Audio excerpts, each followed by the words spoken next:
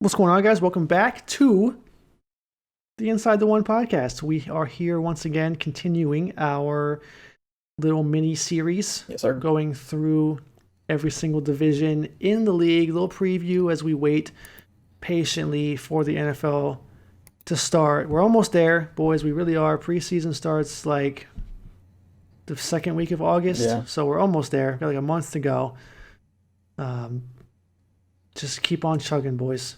If you guys are new here, make sure you hit the subscribe button. Everybody, make sure you smash the like button. It means a lot. Yeah, Jeff, anything to add? Any good stuff to say? Not really. I mean, I just know this is like the dog days of summer right now for NFL, and it's just like we're just trying to get through till the next season. But yeah, guys, we're just trying to keep you guys entertained as much as possible as far as like football news and hopefully just our opinions and our takes on all these teams are entertaining enough for you to whether you're gonna bash us or you're gonna agree with us. But we appreciate all the comments so far. We've seen a couple of them. We've laughed about some of them, and but yeah, we appreciate you guys actually interacting with the channel. We appreciate all the support up to this point. Yeah, like he said, hit the like button if you haven't already, hit the sub button if you haven't already. We appreciate all the support, and thank you guys for watching. Yes. So today we're doing the AFC West, but real quick, I just want to discuss this for a second because I'm really starting to fall in love with Tom Brady. This guy and his trolling of Aaron Rodgers Yeah, is unbelievable. Like it's one of my favorite things ever from Tom Brady, bro. So if you guys don't know what I'm talking about, he's obviously been doing this golf charity thing. They just played yesterday. I think it was yesterday. yeah, They just played. It was him and Aaron Rodgers with two professional golfers, and leading up to it, Tom Brady would keep trolling Aaron Rodgers about the whole Packers, drama. getting traded situation. And there was just some funny things that he said. Let me see if I can't remember the quote off the top of It's my almost head. like Brady will just like poke holes or just poke the bear. He's He like, "Hey, so what's going he on? really You gonna does. start? What's going on?" And then Aaron Rodgers like, we'll see." Yeah. Like they were playing on this little like podcast setup thing. They were doing like this little mini Jeopardy game about the golf match. Something like that. I only saw the clip, Yeah, but there was this question and the answer was obviously Aaron Rodgers, and Tom Brady had to answer, and he like gave a couple descriptions in his answer, and then he was like, also he's unhappy with his boss and has no options. Who is Aaron Rodgers? oof, And everybody but Aaron Rodgers started laughing, I feel like. And Aaron Rodgers, by the way, was wearing a T-shirt that said "I'm offended." yeah. The whole thing is just This is hilarious. perfect.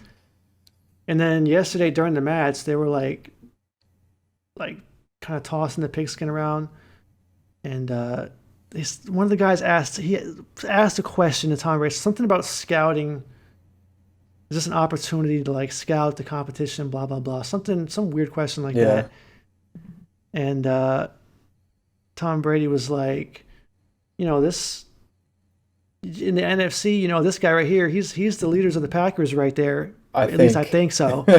Like, oh my god, like he just can't stop. He can't No. contain himself from making fun of Aaron See, Rodgers this is like being miserable with the Packers. savage Tom Brady. Like this is the Tom Brady that we get to see after he's won seven He's just having rings, fun. and he knows that Yeah. nobody can say anything to him because he's the GOAT. So he's like he just has that privilege, I guess. It's If you crazy. guys missed, like a month ago, he had a meme thread. He created his own thread of memes about Aaron Rodgers Yeah.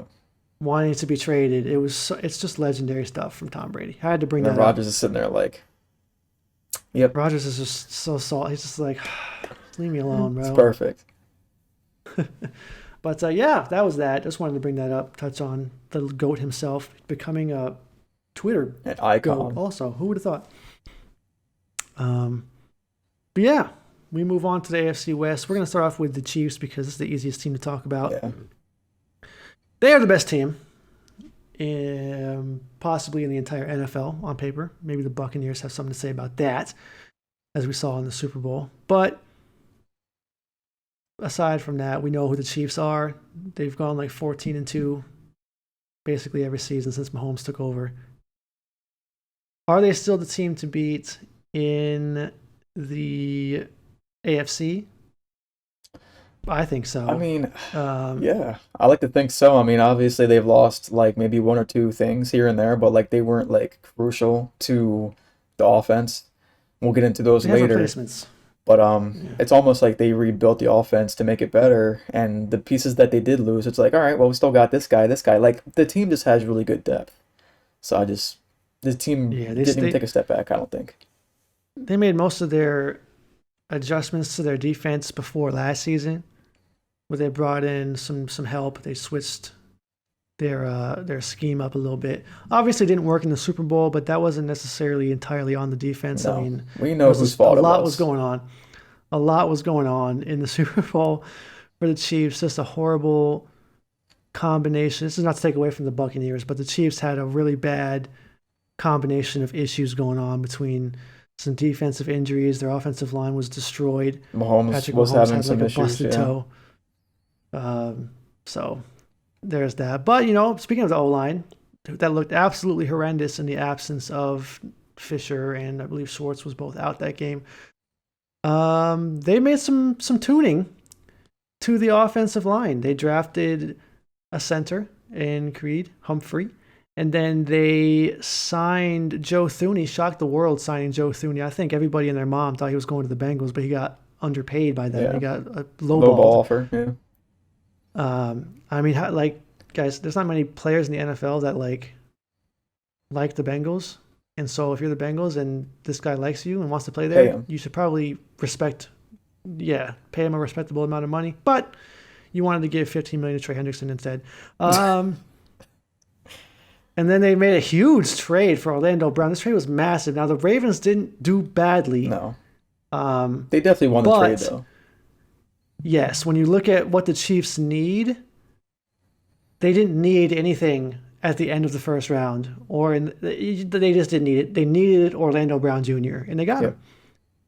him. So the O line to me looks pretty solid. Right tackle might be a question, but overall, I like what they've done with the offensive line to try and make it so that Patrick Mahomes doesn't have to run for 400 yards behind the line of scrimmage in the Super Bowl just Exactly. to try to stay alive. Yeah. So And not only that, but it seems like pretty sure Joe Thuney and Orlando Brown, not only are they younger guys, but they seem to be more reliable. Like, I mean, yeah, as a Ravens fan watching Orlando Brown Jr., like I didn't see him get hurt really ever. I don't think I ever saw him get hurt. And I'm pretty sure Joe Thuney does a pretty good job of staying healthy as well. So not only is this a younger replacement, but they seem to be more reliable. So we should not see Patrick Mahomes running for his life anymore. So yeah, definitely. Now, of course, they let Sammy Watkins walk yeah, in free agency, and they were unable to lure Juju Smith-Schuster from the Steelers, which is so surprising to me. But, anyways, yeah, I don't know what's up with that. so they kind of just have a little bit of a hole there. I mean, obviously you have Tyreek and Kelsey, but your number two is questionable. I mean, you obviously you like McCole Hardman, but is he a number And then you have two? Pringle. You have Pringle. And sometimes I used to ask myself, is Sammy Watkins even? I feel like the Chiefs don't even never even really determined who the number two No, was. It was just Tyreek and Kelsey, and then running the ball, and then whoever else was open got open. I don't even know if Sammy Watkins was really firmly no, the number two at I all don't think times. so. But I don't think it's going to be a problem when you have a guy like Patrick Mahomes, Andy Reid. They'll figure that out. But it is just something to note if if Hardman and Pringle are struggling, that they let Sammy Watkins go for nothing. I mean, I don't think so. I mean, like we said, we didn't see him do much. I think we pulled up his stats before when we were talking about the Ravens, and it's like he seems like Yeah. he's good when he can play, but he has a problem staying healthy. And I mean, we've already seen that. You got to be on the field. You got to play. And I just feel like as far as the offense goes, you want to have some reliability. That seems like what's going to be the common theme here. It's like who can play week in, week out. Now there's 17 games in the season, or yeah, 17 games in the season, and it's like you need to make sure we're good for the long haul. Like that's another game that we have to worry about staying healthy for going into the Super Bowl. So Yeah. yeah, Sammy Watkins, I don't think. Yeah, I think he had to go for them. I don't blame him for that at all. Yeah, for sure. Um, Speaking of losses, they also Damian Williams not coming back, their Super Bowl hero, Or Le'Veon Bell. but ultimately or Le'Veon Bell, but they didn't even use him anyways. We'll talk about that in a second. But Clyde Edwards-Helaire is going to be the guy 100% now. I don't mind that at all. No. It's kind of crazy that Damian Williams was like massive in the Super Bowl and then sat out for COVID and then lost his job. Yeah, that's but hey, that's the unfortunate. risk you take. That's the risk you take when you opt out. That somebody else could come in and show out and take your job. So he assumed that risk. And here you go. Clyde Edwards-Helaire has won the running back job for the Chiefs. Yeah. I mean, yeah, it's unfortunate. I mean, if you're Damon Williams, like, are you content with the decision that you made? Like, do you regret your decision for sitting out? It's just like, all right, well, yeah, you probably dodged getting COVID, but it's just like, all right, now you don't have a job, or I don't think you're starting anywhere. So it's just like, man, it's really unfortunate. And then Le'Veon Bell, I mean, we're about to talk about him in a minute, but he couldn't win the starting job either. So it's just like, damn, like it was like a nice little, running back. It was like a group that you could rely on to run the ball. Like, okay, if one guy gets hurt, next man up. But it's just like, all right, well, behind Clyde Edwards-Helaire, you got Darrell Williams, who I've seen flashes of, but nothing too crazy. It's mainly been Clyde. So it's just like now you're kind of limiting yourself to this one running back, feature running back style. And it's just like, all right, well, what happened to the committee that you guys had? It's just, I don't know. Is this the right move for... I mean, obviously they're pass heavy, so it doesn't really matter that much. But, it could bite him later if Darrell Williams is not the guy. Yeah, it could. Speaking of Le'Veon Bell, this guy, I don't know if I've ever heard this before in my life. And maybe not. Maybe I just missed it. Maybe I just missed it in the past. But I've never heard somebody come out and just be like, I will never play for Andy Reid again. He basically said he would rather just retire than play for Andy Reid ever again. And you hear like Mahomes and all these other guys on the Chiefs, and it's like, well, what the hell happened to you? That are you mad that you didn't get RB1 snaps? Because that's your fault. Yeah, you got to win those. So I'm trying to figure out what it was. I didn't why in the world does he hate Andy Reid so much? That's so weird to me. And it's funny because Andy Reid, like, yeah, he took a stab, but like he was still the bigger man about the whole situation. Like he would sit there and say like, I enjoyed my time with him here. I appreciate the way he handled things and he did his business. I wish him the best. People say things and then they move on. He's just like, I'm pulling for him in the future. That's how he rolls, quote unquote. So it's just like, even though Le'Veon Bell's taking a shot at you, he's over here like, man, I don't care. Like, right. I'm a Super Bowl winning champion, head coach. That's what I'm saying. What the hell does he care? What Le'Veon Bell and his 200 rushing yards feels like. Le'Veon Bell did nothing for the Chiefs. Nothing. Le'Veon Bell's done nothing for anyone since he left Pittsburgh. He did okay sort of with the Jets for one season, but like other than that, dude, like he kind of... I mean, Antonio Brown has made himself more useful than Le'Veon Bell. That says a lot. Because Antonio Brown is about to be out of the NFL forever. So yeah, it's just sad. Talking about like regrets, like with Damian Williams sitting out for COVID, and now you got Le'Veon Bell. Like, do you regret sitting out to get that big paycheck? It's like, okay, you got the paycheck, fine, but it's just like, money doesn't last forever, especially with the way these guys spend money. So it's just like, man, I hope that was worth it, because now you might not get a job, or if you are, you're definitely not starting. So you might not see a big paycheck like that ever again. Yeah, like you're still a free agent, and I'm like, you look at other guys that are still free agents, and I'm sorry, I'm taking Adrian Peterson over Le'Veon Bell every day of the week. Because even like 75-year-old Adrian Peterson has shown more ability to be successful than Le'Veon Bell has recently. I think it's just so work it's ethic. Like, who's going to sign this guy? It's all about work ethic to me. Like, you guys, like Adrian Peterson, like he still has something to prove. He still wants to be like one of the top rushers in history. He's after Frank Gore right now. Yeah. So it's just like, man, he like... is. And Frank Gore won't fucking retire, so Adrian Peterson's like, shit, yeah, so he's got I got to keep going. Exactly. So you have that. So, like, AP still has that drive, but I feel like Le'Veon Bell, like after he got paid, that was it. Like he has no drive, he has no work ethic. It's gone. So Yeah, it's a shame. it sucks. But hey, that's what happens when you're motivated for the wrong reasons. Yeah. Well, all that said, the Chiefs are still winning the AFC West. Yeah. They'll still probably be the 1 or 2 seed in the AFC. And we'll see what happens from there. It's hard for me to believe when I watched the Chiefs in the AFC playoffs ever since Tom Brady left last year. I mean, they just even the Bills got steamrolled. Like, who the hell in the AFC is taking down the Chiefs in a playoff game if they're healthy? It's tough. It just seems like it has to happen in the Super Bowl. But, anything can happen in the season. But they're hands down favorites. If you bet $100 on the Chiefs to win the AFC West, you would win $1 back. That's how the odds of them winning this freaking division are. It's almost impossible that they don't win the division. I don't think anybody's going to bet you at all. Like everybody knows this. Vegas doesn't even have that. They don't even have that option. Like, no, you're not betting for the Chiefs. What's the point? But yeah, man, we got. You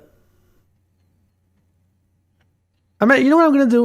We're gonna skip because we're gonna stay positive here at the beginning of this podcast. Okay. And we're gonna talk about the teams that are doing well first before we get into our negative mindset, because I don't want to get negative and have to come back to the poor Chargers while we're mad. Too much swinging. Yes. So we're gonna skip over to the Chargers now, who I love. Yeah. And Justin Herbert had a Rookie of the Year season.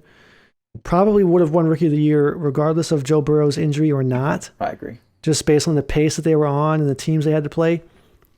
I like Justin Herbert a lot, and I hope that he doesn't have a sophomore slump. No. I hope that he is just a stud. It's just because the Chargers, I mean, like who in the right mind comes in there and just like, I think he started on day one. Am I correct in that? Like.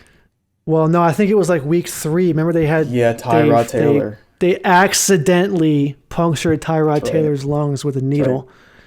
Well, I mean, okay. I mean, their play styles are totally different. Tyrod Taylor is probably like a scrambler, and then you have Justin Herbert, who's he's definitely pass first, 100%. Yeah, he's scramble second. He's like Mahomes. So, just the fact that Justin Herbert, a rookie, came in there and kind of made that team his at such a young age is ridiculous. Like.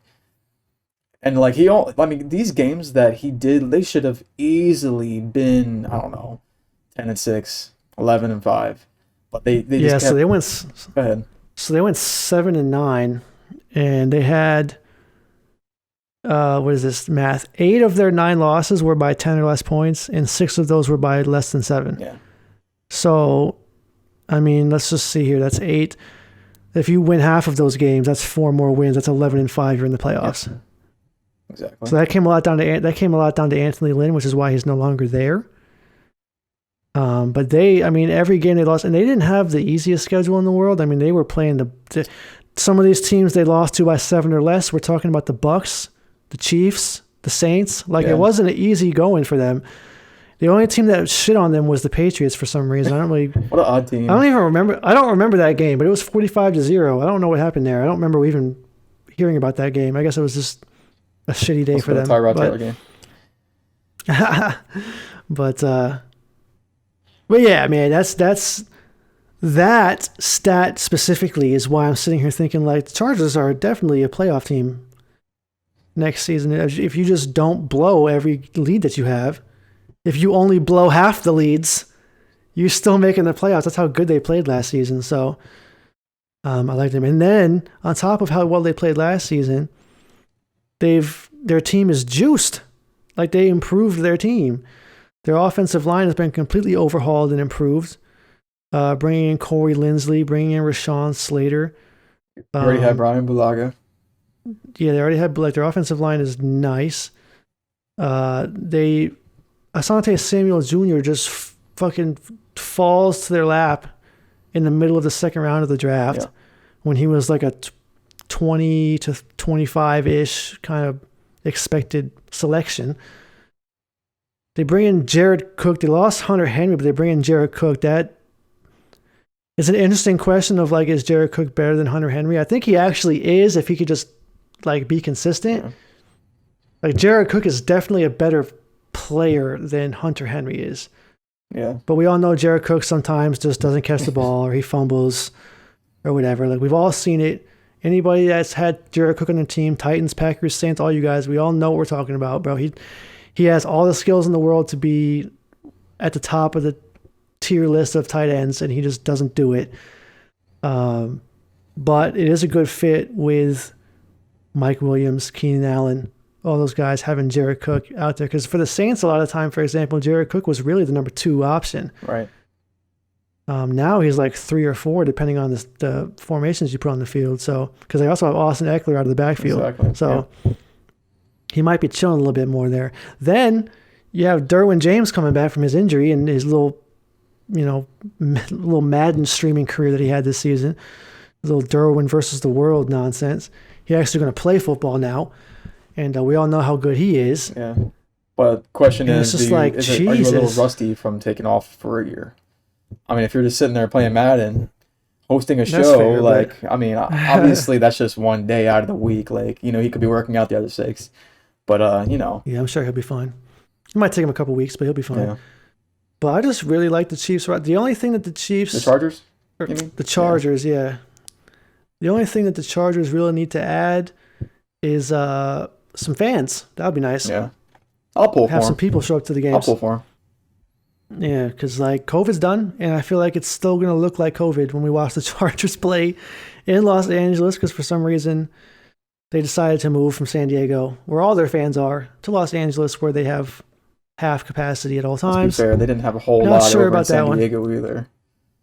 That's true, but man, when I watched their first year in LA, I was like, bro, really?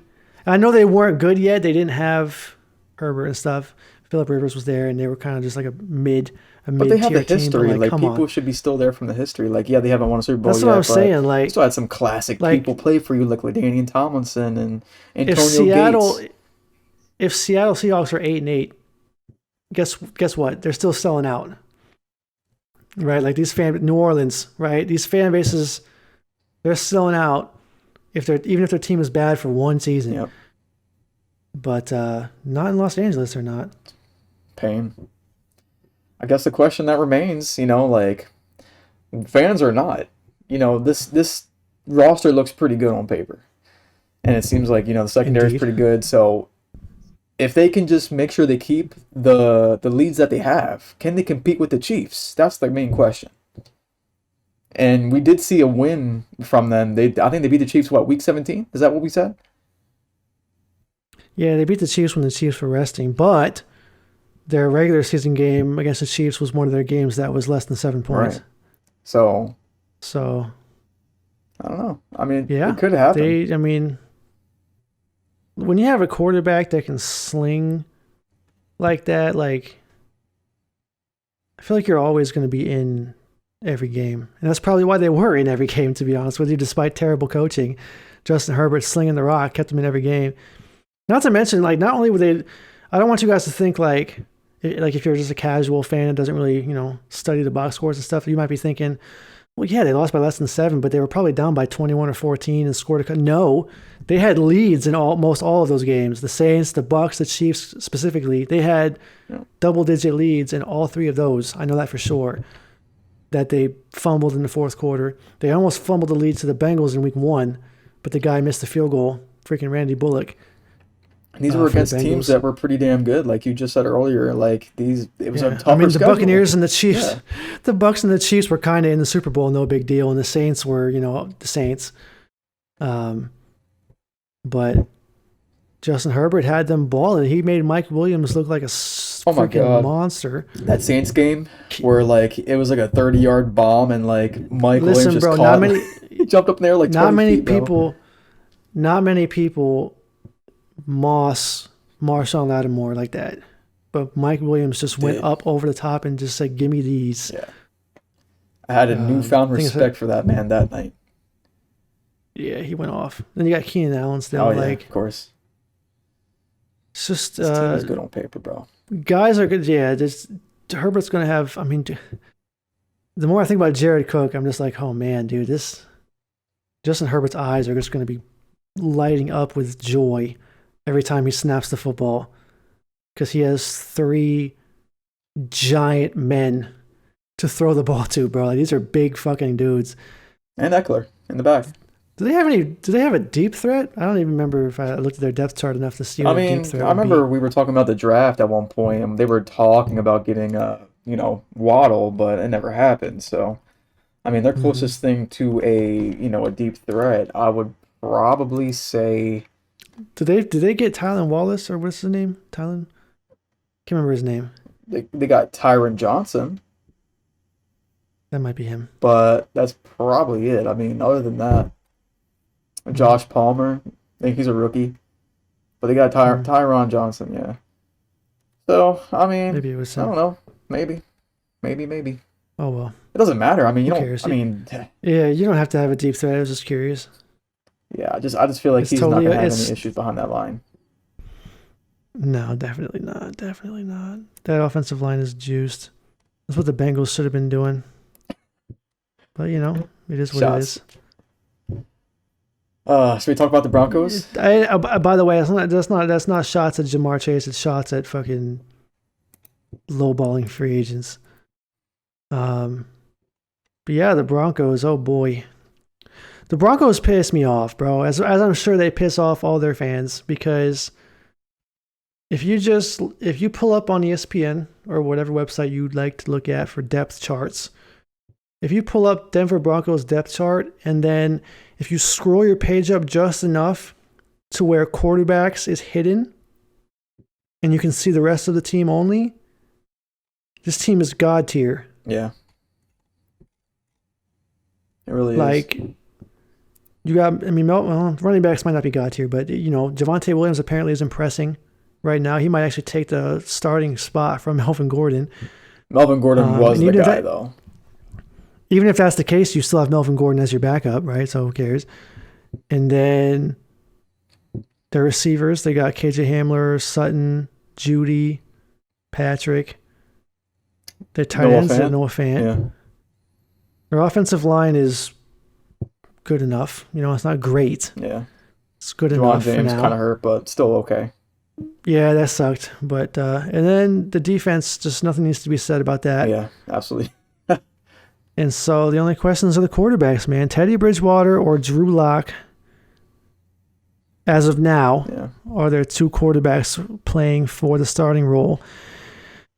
And it's interesting because, you traded for Teddy Bridgewater. You traded a shitty draft pick for Teddy Bridgewater. It was a good trade. They still won a trade. It was. Yeah.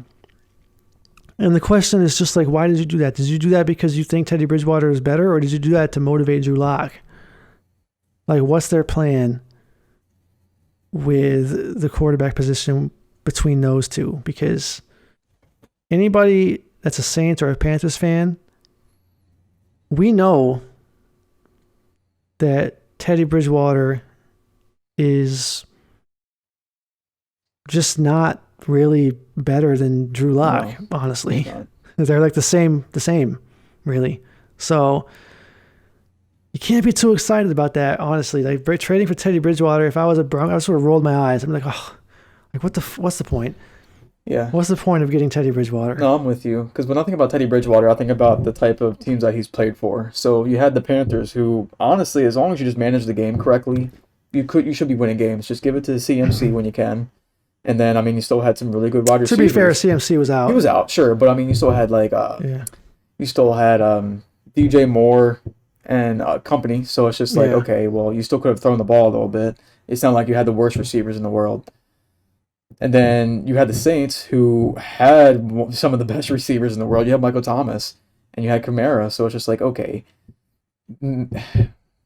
what do you need to be successful? Because, obviously, I don't know if it was Sean Payton just making him look like a god for, 6 or 7 games, whatever he won, the 5 games? It was Sean Payton playing a very conservative style of offense, combined with the defense just going absolutely fucking insane. Sure. And which can happen with the Broncos, that's what I was getting into. So it's you have a defense that can play out their mind, like the Saints did. And you could play Yeah. conservative. I mean, as long as you can get these running backs to kind of work for you a little bit, like Kamara did. And I mean, your receivers, I mean, yeah, you don't have no Michael Thomases out there on the field, but I mean, they're not terrible. Like Sutton is good. So is Noah Fant. So it's just like if you just manage the game, you could win games. This comes down to play calling too. Like I said, Sean Payton was like, like you think that Drew Brees wasn't throwing the ball deep? Like, Yeah. I don't even think they gave him an option. I don't think there was a deep route on the field when Teddy Bridgewater was playing. They didn't even want that to be a thing that he could see that he could try to throw. No. They were like, "You're throwing slants. You think Michael Thomas was slant man for fucking Drew Brees? Go watch some Teddy Bridgewater tape. That was slant man, okay." And I'll as I say, I'll fully admit that man Teddy Bridgewater was just throwing slant after screen after screen. It was like, oh my god, this is terrible because the defense was playing so good that we only needed like 17, Yeah. 20 points. Like we were Yeah. chilling. The first game that he started on the road in Seattle, we got some really good help from Deontay Harris on special teams. That got us off to a quick start. It's not like he's And like out I there said, hanging like, 40 on people, I think is, the point yeah, it's here. not. Yeah, not even close. So I just don't know. And then you got, this lingering thing of like, is Aaron Rodgers going to be available or not? Yeah. And And we were just talking about it, like, okay, so we're just trying to understand the quarterback issues here. It's like, okay, so in the draft, you pass over Justin Fields, you go get your 30th secondary piece, and it's just like, okay, like we're just trying to understand why would you pick another corner over Justin Fields? Like worst comes to worst, Justin Fields he sits behind Teddy or Drew, and then best case scenario, you guys get Aaron Rodgers and Justin Fields. That's a lot of quarterbacks in the same room. Yes, I admit that. But it's just like, okay, Aaron Rodgers could win a Super Bowl for you, and then and then Justin Fields is learning behind Aaron Rodgers. So when obviously Aaron doesn't have that many years left, he wants to play, he wants to do Jeopardy and play golf. But I mean, it could be like the Patrick Mahomes effect. You could just have a really good quarterback as soon as Aaron leaves. Like I think Yeah. honestly, your time with Drew is over.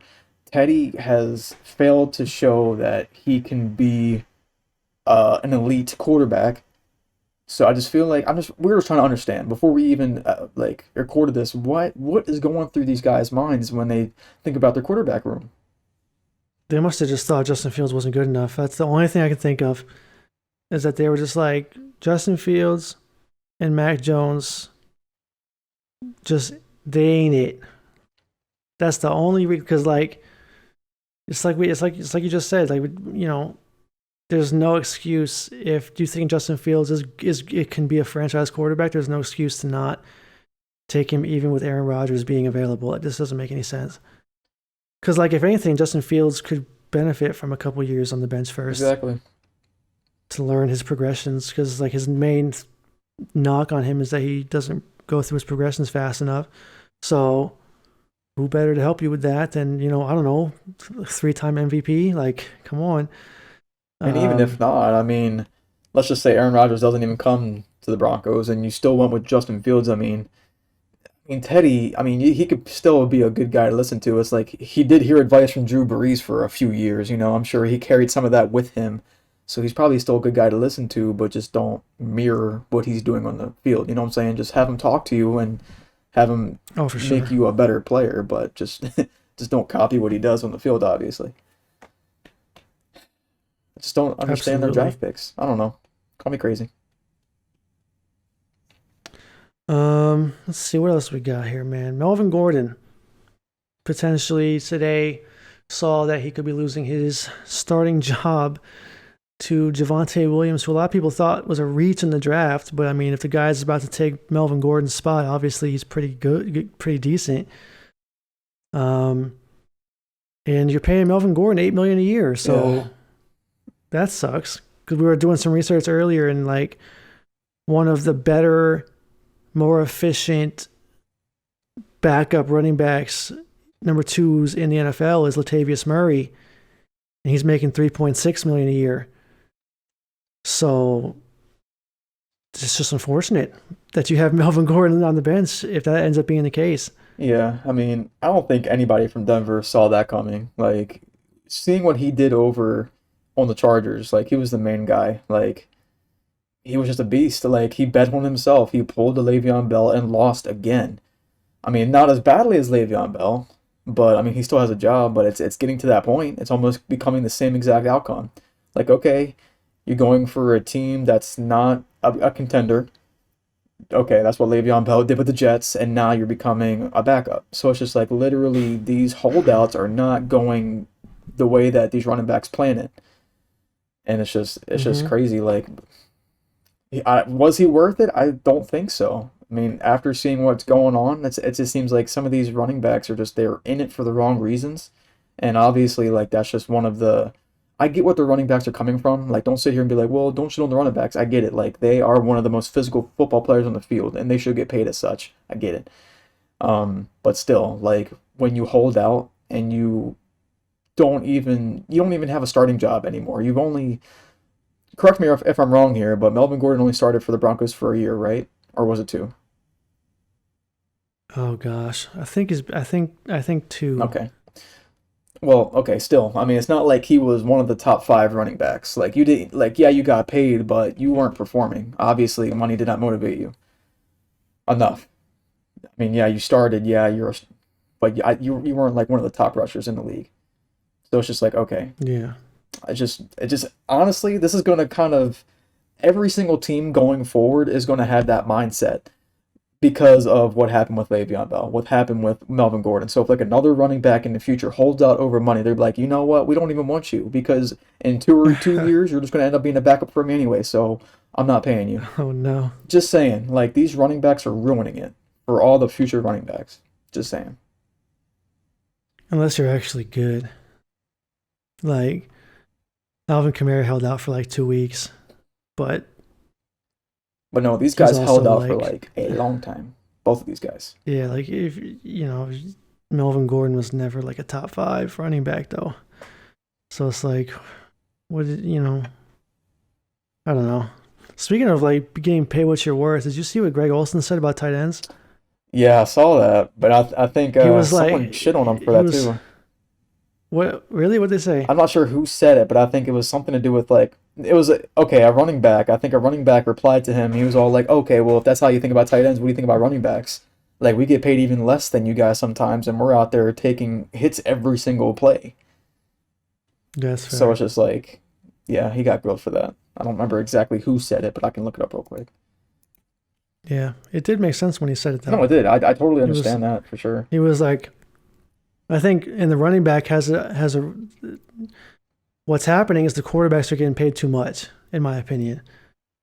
Like, so that it makes it so that teams literally can't pay other positions as much as they feel like they should. So, like, if you guys don't know what we're talking about, Greg Olsen said that we have to do the same job as the offensive tackle that makes $15 million a year. And we also have to run the same routes against the same defenders that the wide receiver making $15 million a year does, but we only make $7. Right. That was his thing, and I was like, "Damn, he's not wrong." And then whoever the running back is that Jeff is talking about comes in and says, "Well, I get beat up hard, 30 times a game, and my shelf life is less than any position on the field, and I'm getting 6 or whatever." And it's like, okay, well. That's also fair.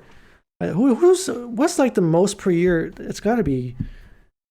I think it's got to be Alvin Kamara right now because I think it's Kamara. I think he was the most recent one. Let me see what his per year average is if I can find that real quick. Yep, this is actually perfect. So this is what he said, quote unquote. We have to do the same shit that $15 million left tackles have to do and run routes against the same guy that $15 million wide receivers have to run routes against, and they're going to pay us $7. Mm-hmm. That's what he says. And then I believe someone said something about it. I think it was like the running back said something about it. I'm trying to see exactly who. But yeah, I understand where he's coming from, and I totally agree.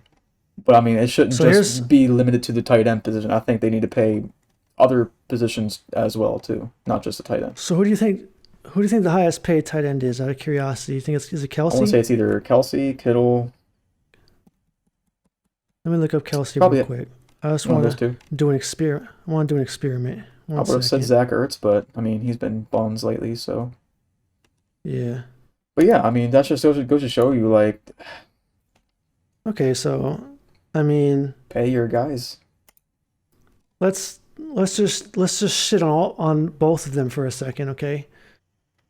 Um, Greg Olson's an old head, so maybe it was 7 million when he was playing. But Travis Kelce averaging 14.3, and Alvin Kamara is making 15. So looks like to me, if you're a stud, you're getting paid what you should be getting paid now. I mean, it's not like every single left tackle is getting I'm paid sitting like here that thinking, either. yeah, so now I'm sitting here thinking like, yo, wait a minute, Greg Olsen, like, what the fuck are you talking about? Who's making 7? Yeah. Jared Cook? Like, what the? I just debunked the whole thing. Wow, look at us.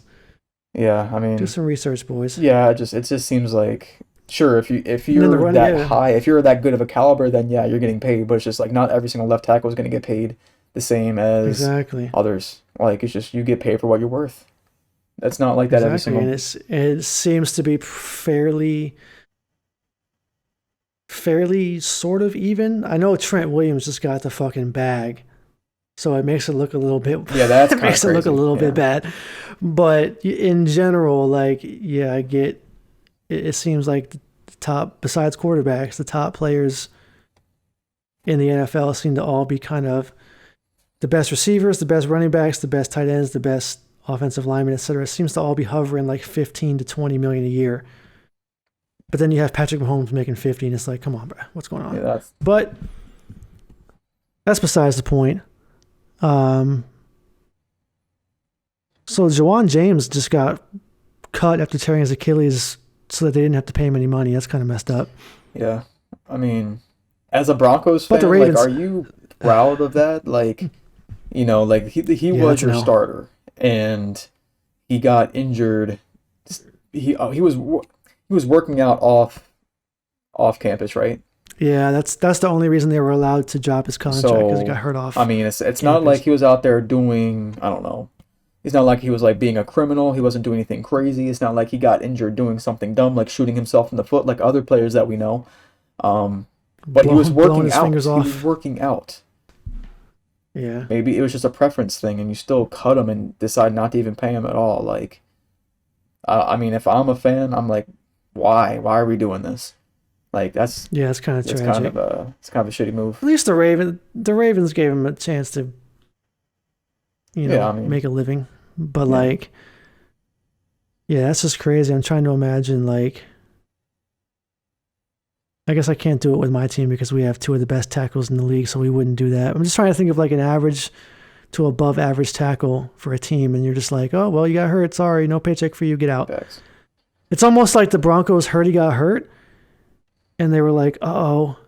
And then they found out that it was off campus, and they were just like, yes. We don't Fuck gotta yes, pay dude. him. We don't have to pay him for 2 years while he's rehabbing from his injury. Like, I kind of get it makes me out on a sad. business standpoint, but I mean, Because that's definitely how they felt, bro. They were just like, oh, thank God. Oh, thank God we're not going to have to pay a guy for being injured for 2 years. Holy shit. yeah, I get But it, but it's kind it's of still shitty. messed up. And then lastly, we got Jerry Judy, Judge Judy. Is he ever going to get a chance to go off if they don't get Aaron Rodgers? Because, like, Not with these two Teddy's quarterbacks. not. these dudes not going to get it there, bro. Hey, Jerry Judy needs to be, obviously he can make some things happen in space, but he's going to prefer your preferred use of Jerry Judy would be some bombs. Yeah, exactly. And Teddy's not getting it there. these two guys are just not going to get it there. Nope.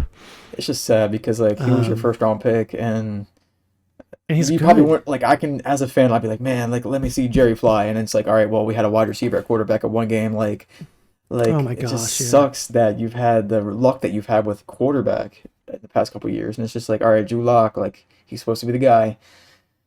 No, I don't think so. I mean, okay, I'm pretty sure Drew is getting this. Like, I feel like okay, if the Jets are moving on, then so should the Broncos with Drew Lock.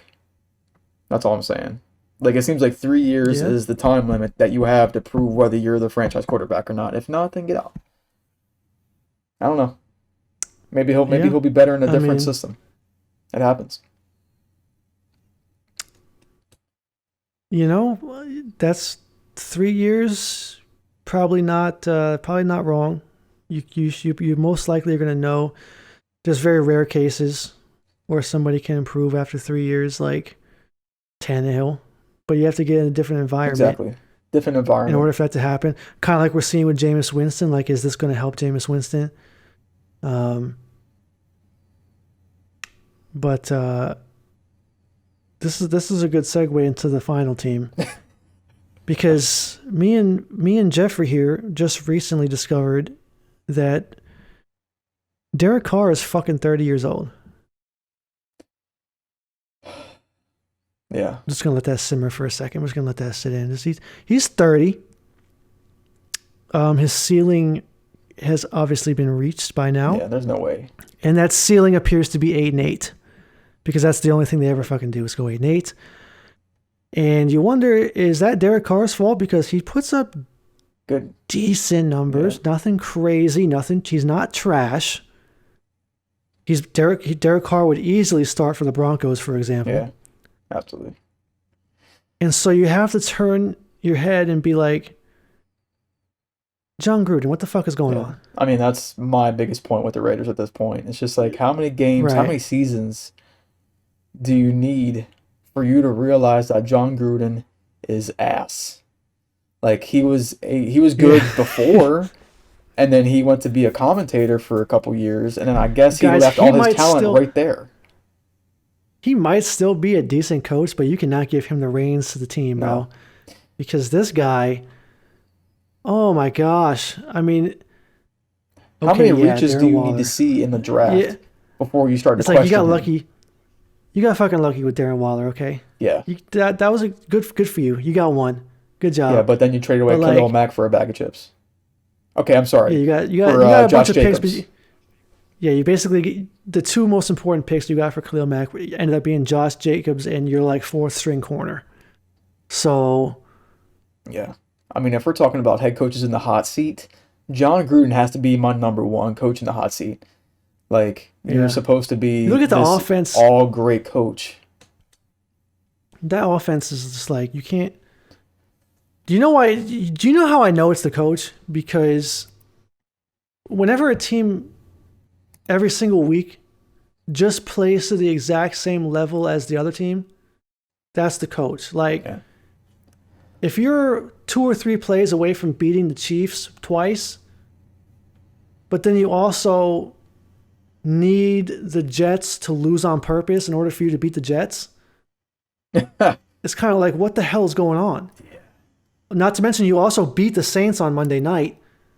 So you play great against the great teams, and then the shit teams come to town and you just play shit, which tells me that you're not prepared for every game. Like, John Gruden's getting you up, getting the game plan in place, and it's being executed fairly well against the good teams. But then the Jets come to town, and it's like John Gruden gives it a week off. Yeah. And it's like, oh, just come on Sunday, guys. Just show up and beat the Jets. No problem. We'll be all right. Yeah, like, what the Can't sleep on any football team, okay? None. He's the highest paid coach. For what? For what? I just look at this. Y'all just built this huge, gorgeous stadium. Yeah. And you're going to go 8-8 inside of there every season? No, fam. Come on. Yeah. I don't know. I know Raiders fans are probably like, bro, it's not all, because, I mean, we look at the roster, and it's just like, it's not the prettiest on paper. Like, okay, you got Henry, like, if I'm looking at talent, obviously, like, I want to look at, like, big names. Okay, I see Henry Ruggs.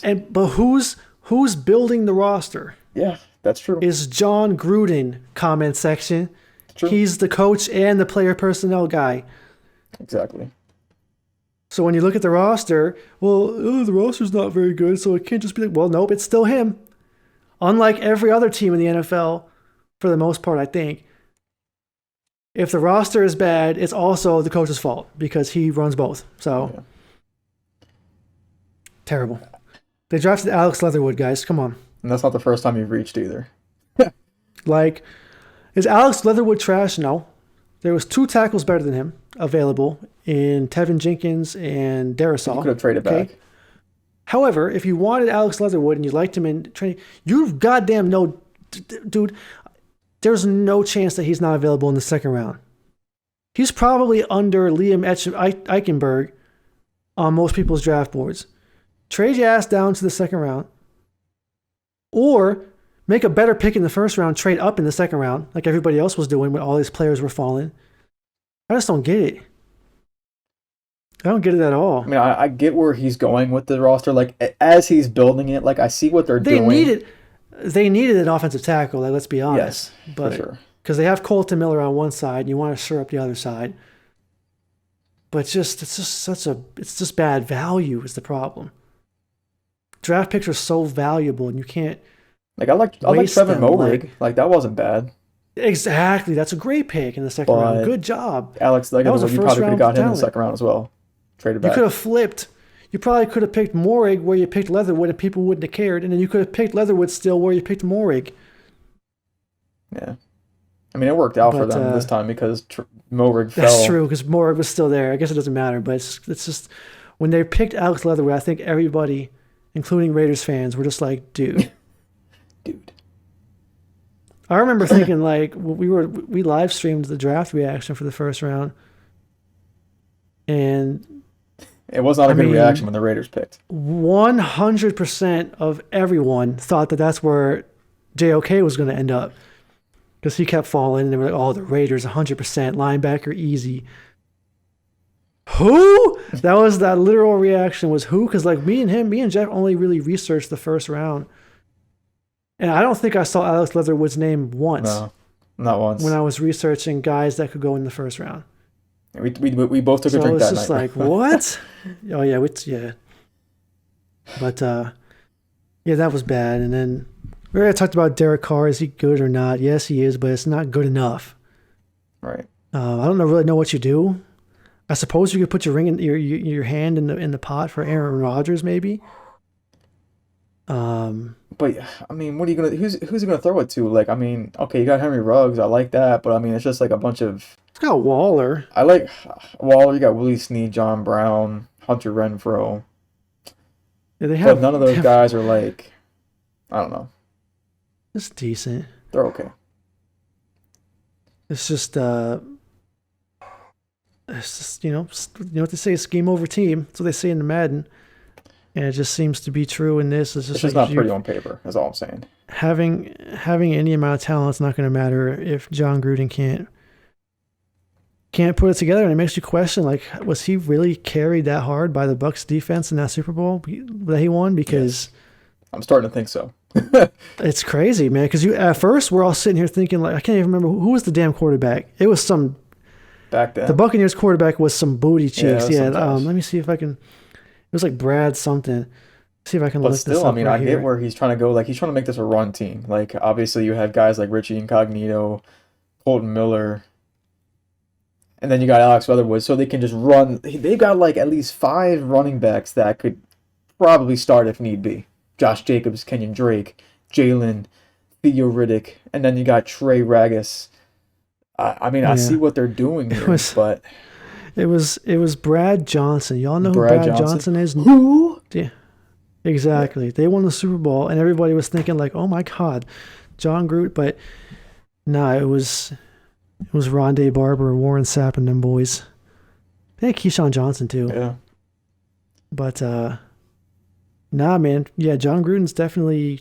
People are looking at him like, "Hang on, bro. I thought Keenan McCardell. I thought you were like, yeah. I thought you were, Thought you were the guy. Top tier coach. Yeah, what the hell's going on? Another question is Henry Ruggs going to have a breakout season or not? Not with Gruden calling. Probably not. That's what I was just going to say. Not if the scheme doesn't change. It's going to be this, whatever stats you had last year, you're going to have this year too. It's unfortunate. It's not going to change at all. If they got Aaron Rodgers, though, he would have a breakout season. Because Aaron Rodgers just won't listen to John Gruden. He'll just do whatever he wants. Just turn off his little headset. Yeah, turn it off. But it's just frustrating because I've encountered some Raiders fans and it's just like it's like Heartbreak City over there. It's like the Yeah. team can win games, and like your guys are doing it with a roster that's like not top tier or anything. Hmm. But it's just like you guys have to think it's John Gruden too. It's not just us, right? Like No, how it many has games to do be you have to lose that are pretty close? Like to I bag. think what was that one game against the Dolphins where I think Oh, Fitz. Fitz was just throwing like he Fitzpatrick. got his Yeah. head pulled this way and throwing this way and still made that like Yeah. How do you give that how do you up? give that up? And then like you almost lost to the Jets. Like the Jets had to literally let you win to save their draft pick, and that's the only reason you got saved the embarrassment of losing to the Jets, which is weird because they just went and won 2 more games in a row anyways. Yeah. But that's besides the point. Well, they don't want to make it Yeah, too it's obvious just that they were tanking, I guess. oh yeah, well, I don't know. I'm thinking like this is a do or die season for John. Like, look, you got this cool ass stadium. You need to sell tickets. I'm sure Roger is up your ass. Like, hey, like we didn't build that stadium for nothing. You need to fill that up because like this team needs to perform. We need to sell tickets and merchandise. But if you're the coach and you still make this team ass, you got to be out of here. I mean, I'm sure it's not just coming from like it's. I don't know. I saw Hard Knocks. I saw Hard Knocks that they did last year, and it's just like I'm watching John Gruden try to motivate these guys, and it's just like if I'm a player, I'm not motivated. Like I think the thing that he kept saying over and over again is like, "Give me 2 knocks if you like that. Knock knock. Give me 3 knocks if." It was like he literally made it like just hard cringe. knocks, and we're over here knocking. It's just like Oh my god. I don't know. If I'm a player, I'm like this. Is this guy serious? Like he was a top tier Yeah, coach. like the players aren't responding. Kind of like Jameis with eating the W's. He's just the Raiders aren't the right And the guy's an idiot too. Like he the right handled players. COVID He is terribly. kind of an idiot. Like this man got fined over and over and over and over again. Like almost bad as Sean Payton with the damn mask sit. Like goddamn. Like those two coaches. first of all, for some reason. The Saints were just under this microscope all season. Sure. We got busted for doing the same thing that everybody else, but only we got in trouble. So many examples of that happen. We'll talk about that when we get to the NFC South. But like, they'd be like, "Oh, the Saints players were dancing in the locker room after a win with no masks on," and then there'd be 25 other fucking teams doing the same thing the same week. Yeah. And no Steelers. fine for them. I was like, yo, exactly. Steelers, Ravens did it too. Ravens had to postpone a game 17 times. Oh no, yeah, I know. And they still didn't get a fine. I'm like, yo, but it is what it is, bro. It is what it That is. wasn't really a shot towards Sean Payton. It was more of like a John Gruden just No, another yeah, proven point that okay, you're the leader of this team and you're going to sit here and be like, all right, well, we're not going to handle this virus effectively. We're not going to sit here and take it seriously. We're going to be over here without a mask. And I don't know. I just Yeah. feel like the Sean Payton, I guess he's We're just a gonna have to badass. He's like, you know what? I already beat that virus once. I don't give a shit. Fuck it. Yeah, he already But had it. whatever. The fucking comment warriors are going to come in here and be like, oh, well, good for him for standing up against. I don't care, bro. It was the rules. All right. Yeah. I mean, you don't want to give unnecessary Simple. money away. Like that money could be used for, I don't know, anything. The Saints lost draft picks, bro. Like you can lose a lot from doing that. Just put your damn thing on. It doesn't matter anymore. We're moving on to 2021 now. We're all moving past the masks. I got to get my haircut today, and they said I didn't have to have my mask on. I was like, holy shit! Holy shit. Like it's been like 14 months. I was like, I walked in and they weren't all wearing masks, and I was like, yo, do I have to have this? Do I have to have this on? And they were like, no. And I was like, hell, I'm vaccinated, of course. I was like, fuck yes, let's go. I guess Normalcy, let's just baby. end this, just did John destroy the Raiders? Before he got there, you had guys like Khalil Mack, and now you don't. That answers the question right there. But you should have had you had Khalil Mack and now you don't. You're an L. You're a walking L. I still can't believe they traded Khalil Mack. What the hell? Idiots. Unfortunately, the Bears haven't done much with him either. But poor Khalil, man. He be getting in the worst coaching situations. Yeah, that's pretty bad. Jesus Christ. He's stuck in Oakland, right? John Gruden shows up. Get out. He goes to the Bears. Plays great, but then Matt Nagy is a terrible coach, and it's like, oh my god, bro, poor. Hashtag free Mac, bro. Free Mac. Somebody free Khalil Mack. He deserves better than this nonsense. But yeah, guys.